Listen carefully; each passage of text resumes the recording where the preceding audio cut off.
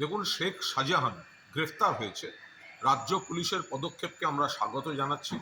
আমাদের সর্বভারতীয় সাধারণ সম্পাদক অভিষেক বন্দ্যোপাধ্যায় তিনি দৃষ্টি আকর্ষণ করে বলেছিলেন, আদালত মহামান্য হাইকোর্টের রায়ের একটি অংশের জন্যই পুলিশের হাত পা বাঁধা হয়ে গেছে, পুলিশ এ সংক্রান্ত মামলায় কোনো পদক্ষেপ নিতে পারছে না।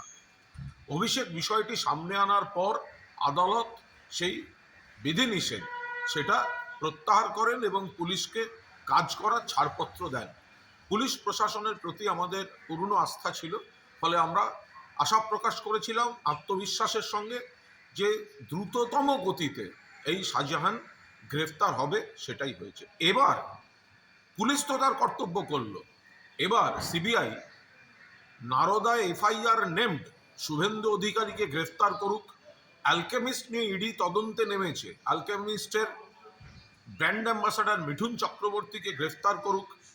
মহিলা কুস্তিগির সাক্ষীদের উপর অসভ্যতা করে শ্লীলতাহানি করেছে বিজেপির সাংসদ ব্রিজভূষণ, তাকে গ্রেফতার করুক।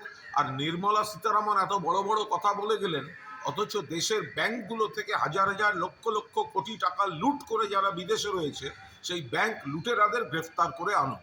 রাজ্য পুলিশ দেখিয়েছে, কথা রেখেছে।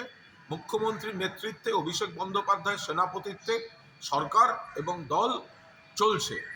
এবার কর্তব্যটা সিবিআই ইডি কি করে সেটা দেখারও আমরা অপেক্ষায় আছি।